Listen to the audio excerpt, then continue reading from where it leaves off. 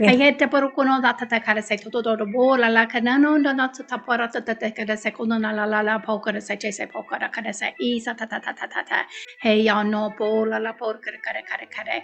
The free will of the human is quite controlling, but what we do want you to recognize and understand is that So how much of the soul blueprint is fixed and how much is it can be modified? Because at that there is no free will in our understanding.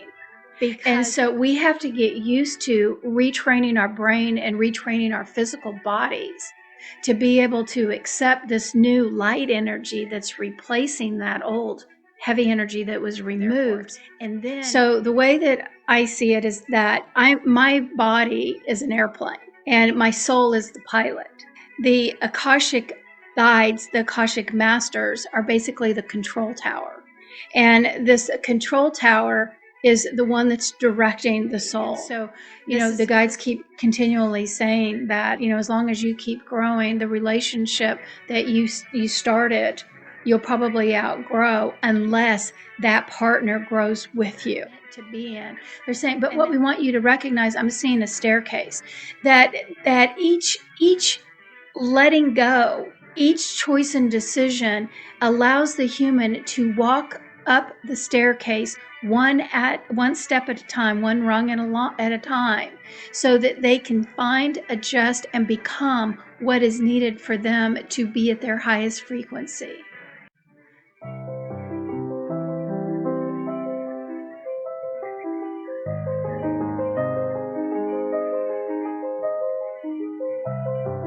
Hi, this is Akanksshaa. If you're new here, please subscribe to my channel. If you resonate with me, please like, comment, and share.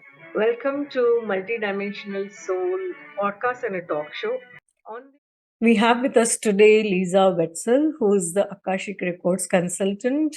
A very warm welcome, Lisa, on Multidimensional Soul Talk Show and Podcast. It's an honor to have you here. Oh my gosh, it's an honor to be here. Thank you for having me.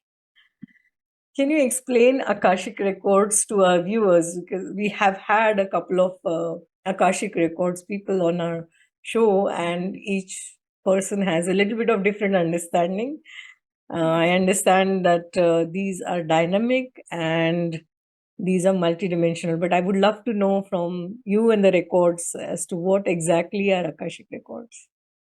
Yeah, so the way that I see them, and again, you understand, like you just said, you've had a multiple number of Akashic Records readers before.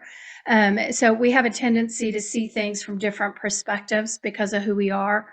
We all receive information differently. That's why people's information is different sometimes, different sources, different guides, all of that stuff. The way that I see the Akashic field, and this is coming from my head as a human description, the Akashic field is an energetic field of memories, past, present, and future. So the way that I understand it more so is that, from the beginning of time, the Akashic field was created at the beginning of time, and it's the holder of all things, all records, all events, everything that happens, that occurs, that is said, that is thought. It holds all of this information in its field. So it goes back to holding the information of how this universe was created. So it goes back and holds all information. It goes through every dimension of consciousness, every bit. A lot of times I've heard people say that it's held in the fourth dimension. I disagree with that. It's in all dimension. It's an ever expanding, beautiful energy field that holds the knowledge and the wisdom of all things. Okay, so it doesn't matter what dimension, all things. So what the way that I understand it is that, like every time that this conversation that I'm having now, it's like I see these little bubbles. Every word that I'm speaking, these bubbles or particles are going up and being embedded into this energy field. And then the masters of this field, they have their particular job or specific job that they do and how to handle this energy. So my vision is probably a little bit different than other people's visions, is that the way that I see how the Akashic masters, the Akashic team, help us as humans is I see the Akashic field like it's number one, it's a holding tank for all information, but the guides serve as the mouthpiece to help other guides to do their job to make sure that we as humans assist our soul. The soul receives all of the information and then we go from there. So the easiest description that I have come up that the guides gave me is like an airport, because we're all familiar with airports. So the way that I see it is that my body is an airplane and my soul is the pilot. The Akashic guides, the Akashic masters, are basically the control tower. And this control tower is the one that's directing the soul. This is the next plan. This is how you need to get there. So basically, the soul has a soul plan. So it knows where it's starting from and it knows where it's going, knows all of the stops in between. So the pilot has to submit the flight plan. So the flight plan, the soul plan, has been submitted, and the Akashic Masters hold this plan. And the way that I see it again is that my soul, if my soul starts having problems or it needs to know where to go, how to direct me as the human, it calls into the control tower, the Akashic field and the guides. Hey, what's next? What do I need to do? My human isn't cooperating. My human is living in their mind and living from fear. And so they're making choices and decisions from their head than from the messages that I'm trying to give her. And so then that control tower starts calling in all the help. Okay, here we go. The pilot's having trouble. Okay, so angel realm, we need you to send your guides in so that soul number 552, Lisa's soul, can get Lisa back on track. So send in the help. Okay, soul, here's what's happening. This is what's going on. Be sure and direct your soul, your human, and make sure that they turn right so that the angel guides can cross their path with whoever human or whatever situation needs to happen so that she can have the experience that she needs. So really what I see the Akashic field is that it's the holder of all information, but it also serves as a support team to guide us and to guide the soul in the direction and down the path that it needs to go in order for it to have our experience. And a lot of times, we're humans, so we think it's all about us in our human form.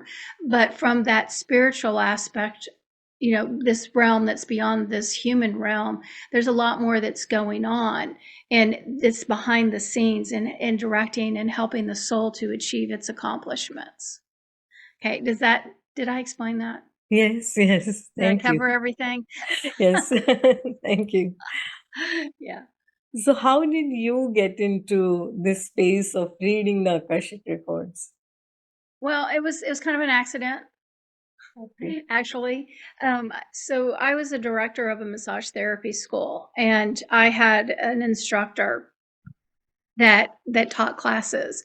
And we were talking one day, and I just asked her what all she did, and she mentioned that she reads the Akashic records and that she offers classes. And at that time, I had never even heard of the Akashic records. This was back in 2003. And so we started talking about it, and I thought it would just be fun. Yeah, let's just do this. It's okay. And so I took the classes, and here I am, 22 years later, 23 years later, whatever it is. So, and it's apparently it's something that I was supposed to do. You know how that happens. It's very much a part of who I am, and it's very it's my support system. It's what I found that it helps guide me through every day. It's amazing the information they hold. I do private sessions 6 days a week, and I find the most amazing people, and it provides me with the information to help others and assist others in their struggles. and their paths, so that they can get more clarification on why their life is the way that it is, what they can let go of that they're holding on to, that's holding them back, that's causing them fear, causing them pain. I call it spiritual psychology. So the way that I like to use it is more in that form of a spiritual psychology manner than predicting the future or telling you, that, when are you going to win the lottery, that kind of thing.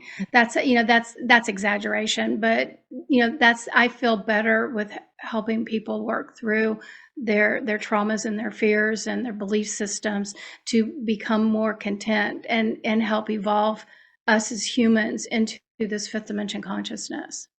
Yeah. You talked about the control tower, these guides and masters being the control tower, and they guide us on the soul blueprint or the soul plan. So, how much of the soul blueprint is fixed, and how much is it? It can be modified, because at times some things happen in human life, because all of us, even though we have soul contracts, we also have free will, and Absolutely. certain I understand certain milestones are fixed, but you can also modify the blueprint. So how much of it can be modified, how much of it is fixed? Yeah. Well, it's a tricky question. And I'm going to let the guides answer that question, because I don't feel comfortable answering it from my head. Okay. So I also do light language. And Okay. are you familiar with what light language is? Yes, we've had Okay. light language. Yes. Okay, so but it's coming through, so it has a tendency to clear energy. So I'm going to let it come through, and then I'm Sure. going to answer your question. Yeah.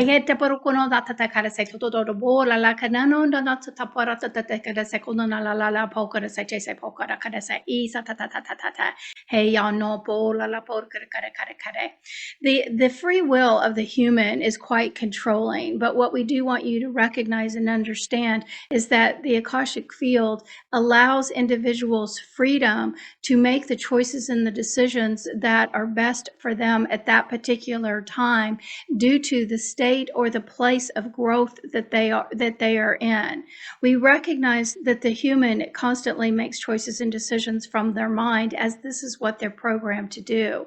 So we want you to understand that the guides for the humans come in, and they will take the energy patterns that have been created by the human mind and allow those energy patterns to be manipulated and moved for the human so that they can see the future in a different way.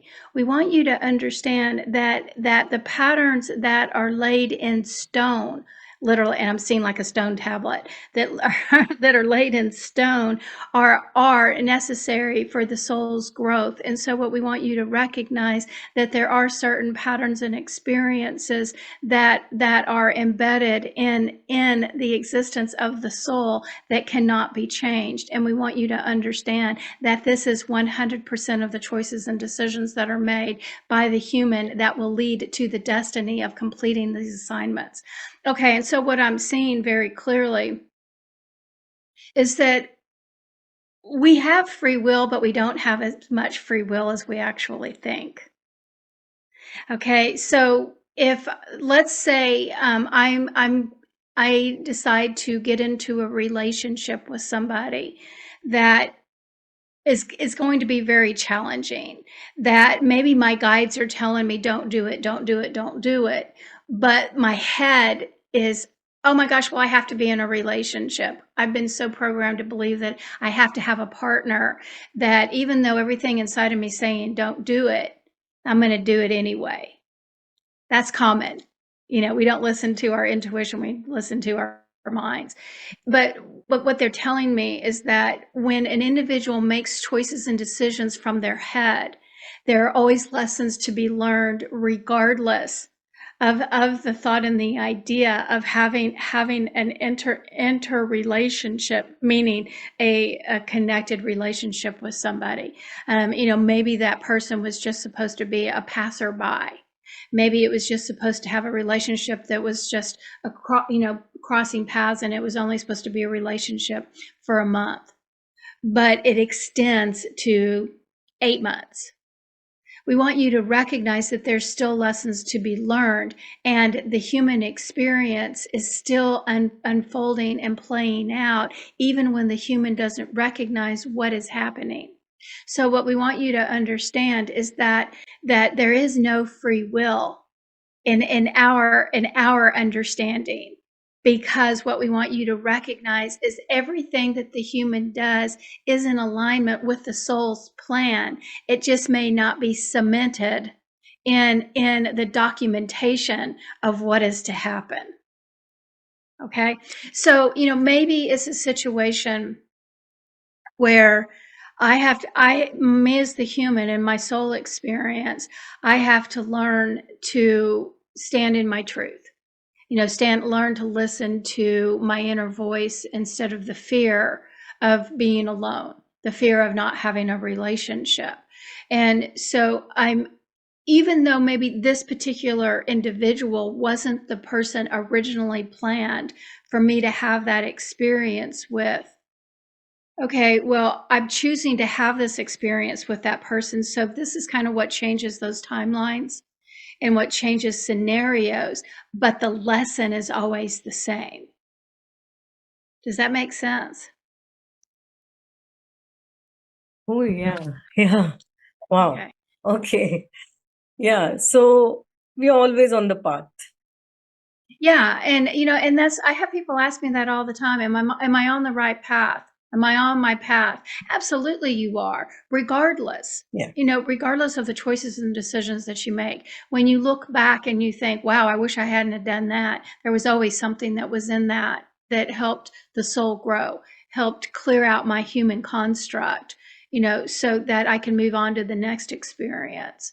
And one of the things that is very, very clear to me, and it's really what's come up a lot lately, is the idea of labels, and that we as humans have this, we've been conditioned, good and bad, and we put these labels on anything that's uncomfortable as bad.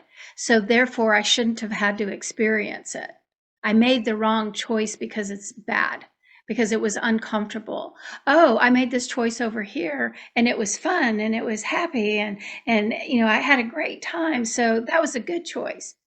But what's happening in this energetic shift is that these labels are falling away, and there is no more good and bad. It's understanding and recognizing that everything is just an experience. It may be uncomfortable, but probably we had to experience that discomfort in order to see something from a different perspective, gain more knowledge, clear out old energy, whatever it is that we had to experience. It was needed, but our human minds automatically label as that was a bad decision, that was the wrong choice, because it's uncomfortable. And we as humans have been so conditioned that we want to stay in comfort, that it's hard for us to recognize that, oh, maybe this is my soul path, and being a little bit uncomfortable. And so so we're always on our path, regardless of what choice and decision that we make. We may not understand it from the human construct, but the masters, the guides, and all the universe understands exactly what's happening and what's going on. And again, a lot of the things, choices and decisions that we make put in play other things that have to happen, that may be that old saying, 6 degrees of separation. Somebody that we may not ever know or see, they may be receiving those energetic patterns from a choice and decision that I made, that I don't even recognize or won't ever know. But this is also the problem of being human, is that we think that it's all about us, and the choices and decisions are just those that are closest to us. It only affects those that are in our immediate presence, but we don't think about how our choices and decisions unfold 10 years from now, and how it may affect, again, people that we may not ever know. And so we may not understand it in the moment, but it's also this understanding of how profound our choices and decisions are, and the effects of them in ways that we may not ever understand. Yeah, so true. When you talked about the free will not being there, and essentially everything is destined. My son used to say this when he was physically here. So he was 17 when he crossed over in 2020, and he's become my spirit guide. So he used to tell me, Mom, there is no such thing as free will. And we used to have a lot of discussions on that.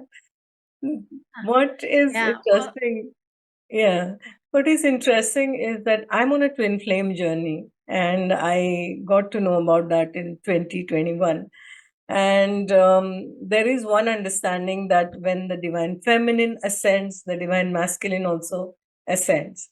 And the 2025 guidance that I have received is the divine masculine may make a different choice, use his free will not to go with the divine feminine.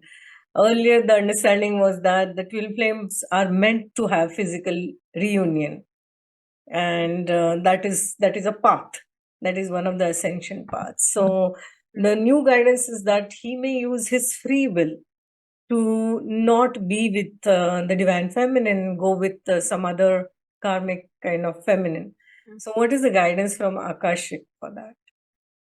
I want you to recognize is that this is a tricky question, because what we want you to understand is that there's different paths and different choices for individuals that may not always recognize that path. Okay, that sounds like mumbo jumbo, but what I see is that, when you have a relationship, what I've learned is that there's two people involved. And so there's choices that can be made, regardless of what the spiritual understanding is, the messages that we receive that say, for example, exactly what you're saying. Well, you're twin flames, and so you're supposed to stay together. You're supposed to stay together throughout this particular lifetime. Well, we as humans still have choices and decisions. Because what I have found is that just because you're in a relationship, it may not be balanced. And that human may not be at the same level you are spiritually, intellectually. Maybe it's a situation where you were supposed to have a relationship with somebody and they're abusive. Okay, so the reason why this could be your twin flame, it could be a soulmate, it could be anything. So there was something that brought you together. There was something that created the experience that you had to have abusive behavior. You needed to be the one that was being abused, and they needed to be the abuser. Okay, so this in this particular scenario, again, our soulmates can be our hardest teachers. And they're the ones that are closest to our souls. Twin flames, soul twins, whatever it is. We're always here together to teach each other lessons and push ourselves to grow. So my guides might say, your twin flame, your guides say, you're twin flames. And we have the human perception of we're twin flames. Okay, we're going to stay together forever. And this is supposed to be a loving, harmonious relationship, when actually it could be the hardest and the toughest relationship. But what's happening is that you're being put in the position to break old karmic patterns that have happened with abusers in the past lives. Maybe it started from the time that you were a child, and maybe you were experiencing some forms of abuse. And abuse comes in so many different ways. It can be something, but my guides say is abuse is something as simple as somebody saying a word to you that makes you feel small. So anything that makes you feel small is abusive. Okay, so what they're saying, so what we want you to understand is that the specific journey that brought two twin flames together may be very, very needed to create controversy and conflict, so each can separate and grow in the way that they need to. Or, it could just be that you can grow together. But we still have that, we still have to break down that brain process of, if I'm the abuser, I'm abusing you because I'm abusing you because it gives me power. My ego speaking to me. I have anger. I have rage that I haven't worked through. I have these thoughts and these ideas that are energy patterns from the human realm that I need to resolve and break. So in order to do that, you as the victim may be playing a role in order to show that person their injuries, their wounds, their traumas. But if that person isn't ready to accept those things, and you as the recipient of that behavior gets to that point where I don't have to take this anymore. I recognize that I've learned my lessons, and my lessons is to stand up in my strength and my power. That's going to allow you to separate and stay away now, or move away and stand in breaking that old karmic energy that was holding you down and suppressed. Okay, if the other soul twin, or I call, like my guys always call it soul twins, twin flame, hasn't learned the lesson, then they're just going to keep going on, but it's their journey. And at this time, you've completed your contract because you've recognized your part of it. Now, that what's going to happen is that, again, he's going to keep completing this path, or keep doing this, repeating this path until he learns his lesson. That's his soul print, his soul agreement. So those, again, when we talk about making wrong choices or decisions or this, okay, well, maybe I just didn't learn the lesson fast enough or quick enough, so I have to repeat it again. And some other soul has agreed to come in that has to have the same experience. So they're still working on that karmic energy, but you've recognized that I've accomplished my task. So now I can separate from that energy, and I can move on in a different way that's going to allow me to continue growing. And I have another assignment that I have to complete.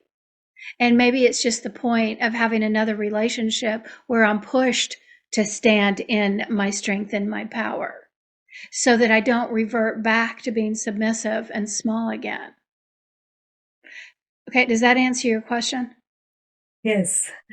Okay. So the guidance is that, and that's the thing, that once again it is confirmed, because twin flames are born to do the clearing, the collective clearing, and I know I have done a lot of ancestral healing and lineage healing, and the patterns I had to break, and literally, I mean, it has been a lot of work in terms of healing, and there is a separation inevitable in the twin flame journey, so that the two can individually work on themselves, work on breaking the collective patterns, and then rise and ascend.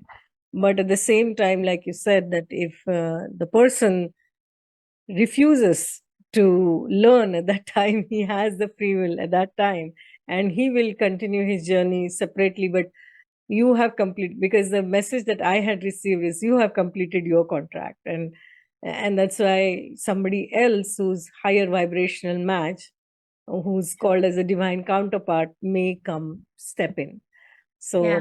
Well, that's it exactly. You're the divine counterpart. yeah. Yeah, and that's how I always see it. You know, it's like sometimes these relationships have to end and change because what we're working to is having somebody to be balanced with us, not somebody to be over us or underneath us, but to be equal to us. And this is the equal vibrational, energetic vibrational frequency where we're balanced. But we have to get ourselves to that place of being balanced in order to bring in the energy that matches that. And, this is it's a common question, that people have. It's hard when relationships end, but when you can see that they're ending, you understand why. And every time that a relationship ends, or we go through some experience that really puts ourselves in front of us to clear, it's raising our vibrational frequency. Every time that we let go of some kind of a past pattern, whatever it is, if it's fear, whether it's I'm not worthy, all of these things that we go through, or on the other side, I'm controlling and you're supposed to be under my thumb. And this is the way that society, this is the man that the role man, can't say it. The man, oh my gosh, I'm tongue tied. The role that the man is supposed to play and the role that the female is supposed to bring. See, this is all the old paradigm stuff. It's all conditioning, and in the way society has brought us together. But what we're finding is that the more that we're letting go of these old belief systems, the more we're raising our vibrational frequency. Well, the other person, and we're talking about males just because we're both females, but that masculine energy It's, and society's created this masculine energy that is the controlling energy. Society's, you look back through history and it's typically been this way. So what happens is that they have to break their belief systems and break the idea down that they're not supposed to play that role anymore. And so as this comes down, then and we come up, then that energy becomes more balanced. But it takes both sides. Now, with that being said, I'm correcting my words or making sure that people understand. You can be feminine and have lots of masculine energy, and you can be masculine and have lots of feminine energy. Just because it's masculine and feminine titles, it doesn't mean that it has to designate to the male and the female. Okay, so it literally is just the person and the energy pattern that they're embedded in. And so once we begin to clear that, then when you can find that ideal frequency, when I'm at my fullest and at my complete, then I'm going to find that relationship that is exactly balanced. So it's because they're going to be in their energy. And what happens a lot of times for women that get into spirituality and do this type of work, we're doing our work and clearing and clearing and clearing and letting go of all these past traumas and past belief systems. And our frequency has a tendency to raise, but men are not, they're not really wired the same way that we are. And this has been going on. I got into the spiritual realm back in 1996, and it was really clear that, this, if you go into a space of, any type of mystical healing or, stuff that we're doing now and letting go of old belief systems, typically men are okay being exactly where they are, but women are like, I want more. I want more. I want to be connected. I want to know, I want to understand the divine. And now there's a difference between religion and the spirituality concept. So I want to make sure, because there's lots of people that go to church or, whatever the religious practices are. But this is a little bit different because you're going deeper than just hearing the words and, and doing the practices. This is literally, I'm upgrading my body. I'm increasing the vibrational frequency of who I am and removing my old hurts and pains and these old energy patterns. So there is a difference between religion and the spiritual concept of what we're achieving and what we're moving into. So I want to make sure that that is made clear. But what I find is that, when we're on this journey of spiritual growth, it's harder to have a relationship. So I have people all the time talk about, when am I going to meet that right, perfect person? And the guides are constantly saying, and they've been saying this for about the last 2 years, that it's not time yet because you're still growing. And if you attract somebody where you are today, you're going to outgrow them. And it's not going to be a match. So a lot of people are going through this independent being. There's not very many relationships that have been brought together over the last couple of years that will actually stay together if we keep doing our work. Now, if you have a relationship and I stop growing, and then you stay balanced with that other partner, with that energy partner, then that's as good as you're going to get. But if you continue to grow, you're going to find that you're outgrowing that partner that you met a year ago. And so this is kind of the things that are happening, for us on this energetic way. And so, the guides keep continually saying that, as long as you keep growing, the relationship that you started, you'll probably outgrow unless that partner grows with you. And that's where it has to be, because again, what I'm finding is that the higher that my frequency is, the less I want to be around the lower frequency. So true. Yes. And there are so many misconceptions in the twin flame community. And that's why I wanted this confirmation that there is a misconception that twin flame unions are meant to be there in physical also. Actually, at 5D and above, you are united with your twin flame anyway. And I have personally experienced this because I have been in connection with my twin flames higher self, and that is why I know that we are anyway united at the higher level, but in physical level, the union may not happen if the twin flame chooses, the masculine chooses to go with somebody else. It's his choice. Absolutely. Absolutely. And the soulmate saying is the same way. Yeah. It's like, when am I going to meet my soulmate? My partner is my soulmate. It's like, and it's like people ask me that question all the time. It's like, when am I going to meet my soulmate? I'm like, are you sure you want to meet your soulmate? That soulmate may be the worst enemy. They may be the one that's pushing every single one of your buttons. So, so there's, throughout time, and again, I think it's the old paradigm way of thinking, somewhere somebody's decided to romanticize twin flames and soulmates and that those are your ideal partners when they're the ones that can cause the most chaos. Yes. And so it's and that's what I always ask. It's like, okay, are you sure you want to meet your soulmate, or do you want to meet the person that's going to create your balance and help you to grow to the fullest capacity of who you are? That's really the question. So throw away the labels. Yeah. And have the experience instead of trying to put the idea or the expectation of this is the only perfect relationship. It's so not the way that the universe works. True. As we are talking about ascension, right now we are in a myriad of timelines and dimensions. We are kind of fluctuating between timelines and dimensions literally daily. And we have that choice on earth right now because everything is chaotic, and this is happening, like there is a lot of things coming to surface, and it is very easy for us to kind of go into lower timelines. Of course, with awareness we can also go into higher timelines.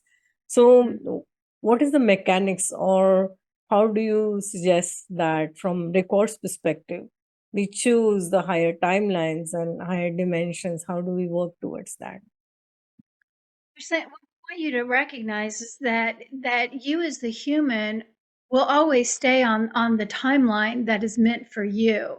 So what we want you to recognize is that when your mind sheds or let go of what is failing or ailing you, you'll begin to recognize that your energetic vibration begins to shift to a higher dimension of consciousness. And this is the timeline that humans are moving into. So what we want you to recognize is that the choices and decisions that a human makes can be multidimensional.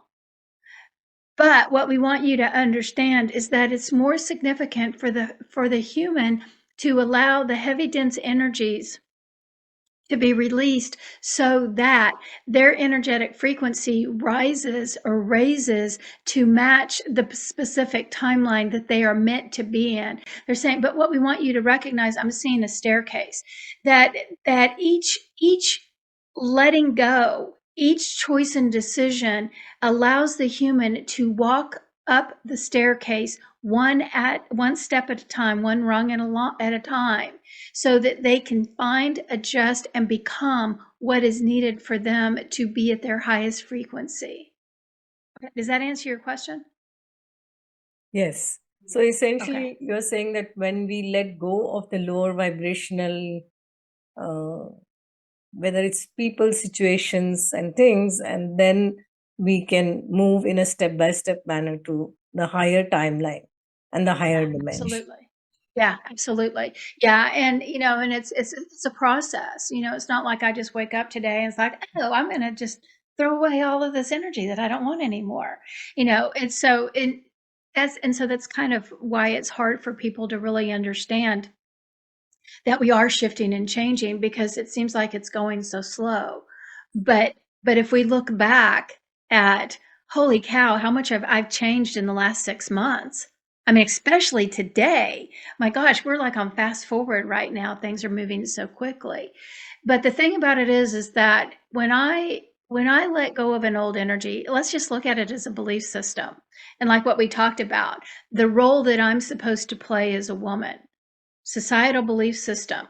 Okay, so I've had this belief system that I'm supposed to play this specific role as a female, be subservient to my husband. Okay, so this goes back generations and generations and generations. Okay, so I'm just a product of generational, beliefs being embedded in me.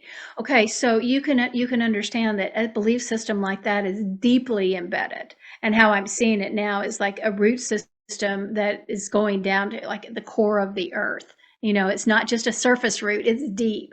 So when we really work on letting that go, and I could say it's pulling the weed out and pulling the roots with it, that's a lot of deep work. But there's a big energetic void that happens when you remove this energy pattern. And so we have to get used to retraining our brain and retraining our physical bodies to be able to accept this new light energy that's replacing that old heavy energy that was removed. And then we have to reprogram our mind to be more in alignment with this new way of being. Okay, so this is why these things have to happen in increments. Because if the universe said, okay, I'm ready for you to shift and change, I'm just going to pull out all this old stuff. And then you have all of this old energy removed, and you have this just a hollow shell. And then all of a sudden, this new energy starts moving in, and your mind is just like, I don't have anything to grasp onto anymore. I don't know how to function. And then we'll start losing our minds. And that's why you have to be careful about doing this type of work, this energy work, and this work of leaving, letting this stuff go. Because if somebody comes in and they remove too much at one time, and you're not physically, mentally ready for that, then you're going to go off the deep end. And you'll literally feel lost and not know what direction to go and lose your mind, basically. And that may be a little bit of an exaggeration, but people that have done this understand you have to readjust to this new way of being, and the universe knows exactly where we are, each one of us is in this process, and they'll guide us, and they take us through these steps. So I've been working on this stuff for 30 years, since 1996. Been working on, let's clear out this old stuff. And I look back and I can see how every single step brought me to where I am today. And I still have stuff I was having a conversation with somebody the other day, and they talked about, could I be funny? And immediately it took me back to my childhood and my mother telling me not to speak, or I'm saying the wrong thing, and me afraid to speak. Well, that's for 30 years, and that's just now coming up. It's like, what? But it was huge. It was a deep one, but that was one of those deep, deep core things too. But what my point is that we have to go in these increments, and it seems like we're moving so slowly when we think that it should be done just like that. But if you really start looking back, I've changed so much over the last 30 years. I have so much more knowledge and wisdom, and so much more free than I've ever been today, than looking back. And I can see how I've shifted and changed my perspectives, and understand the universe, and develop that relationship with my soul and the divine. And we have to do these things in increments so we can get used to and adjust. But we grow more than what we realize. Yeah, so true. And what you're saying is absolutely, I can resonate with it so much. Yesterday, I was meditating and I got some childhood pattern where I did not set boundaries. And I was like, okay, this is coming now after so much of work. So it's constant work that we constantly realize that the deeper we go, the more patterns we uncover. Thank you for tuning in from wherever you are in the world. As Ramdas says, that we are just walking each other home. So thank you for co-creating the new earth along with me and my guests. If you resonate with me, subscribe to my channel, like, comment, and share. Let's keep this beautiful energy in flow, in motion. Namaste. Lots of love.